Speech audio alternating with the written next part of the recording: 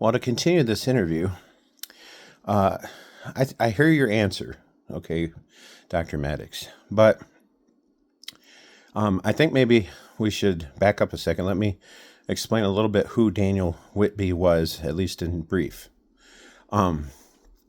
He was an Anglican priest, so we know he was out of the same church John Wesley came out of. He was in the same place, Church of England, and that he defended Arminian theology at some points in his writing career. But he was a very voluminous writer, okay? But before he died, he showed himself to be a heretic. Not only would I classify him that for his view called postmillennialism, which I believe hurt the church, but he held Unitarian views of God, which are false, okay?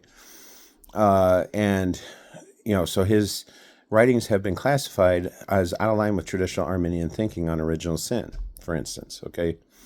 And so definitely not somebody that Wesley would follow just for that presentation alone. Because we all know Wesley very strongly said that so far as you allow original sin, you are a Christian. Okay, he wrote that in his writings. And so I highly doubt that he would just follow somebody of that caliber, as far as being in heresy, to teach people about end times. All right. So we are aware he read Whitby at some point in his life, like you referenced. And it is brought up in that letter. Okay. So let's take a look at that letter. It says, to Richard Locke, and Locke was the surveyor of the parish of Burnham, which lies among the sandhills between Bristol and Weston-super-Mare. All right, so he was a person there. September 14th, 1770. Okay, so this is after John Wesley wrote his New Testament notes, which were in the 1750s, 1754, okay? And this is what he wrote. Milton justly supposes that if ever angelic minds reasoned on, quote, free will entire, foreknowledge absolute, they would find no end in wandering mazes lost. How much less can a human mind reconcile them? Men have no line to fathom such a depth. We may, however, rest in this. Yet my foreknowledge causes not their fault, which had no less been certain unforeknown. I believe you will find some light on the head. So now Wesley's giving him some direction about this issue of foreknowledge and predestination, obviously, is the subject matter here. I believe you'll find some light on the head by reading that predestination calmly considered, which he wrote. Okay, John Wesley wrote.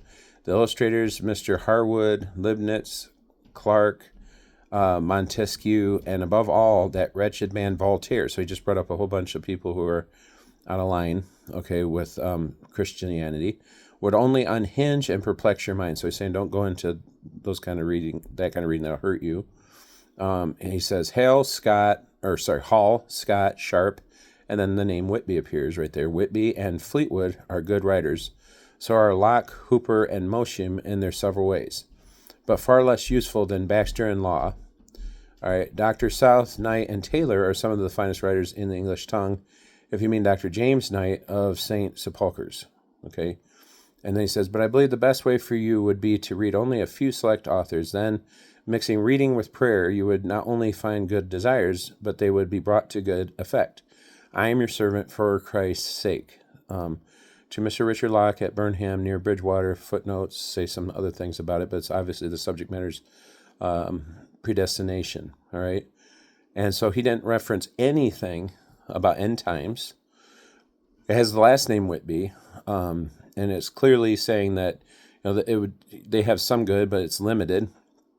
And he's only talking about, like what we mentioned earlier, that at one point this man's writings were used for a defense of Arminianism, which is what he's saying to use it for here. He's not talking about end times at all. There's no reference to eschatology in this letter at all. Would you agree with that? And then as we continue with the interview, I want to show you further something that you've written in this same book that we discussed that you wrote. John Wesley's Reading Evidence in the Book Collection at Wesley's House, London. All right, so I want you to briefly discuss with me what you've written there about how the collection was transferred at one point, and how you've had to classify works as very definitely Wesley's. They have things inside of them that prove they were Wesley's works, his markings, his handwriting, his signature, all those things. And tell me kind of what happened to this library throughout the history after John Wesley. And then I want to bring some further questions to you, okay? Would you please do that? Thank you.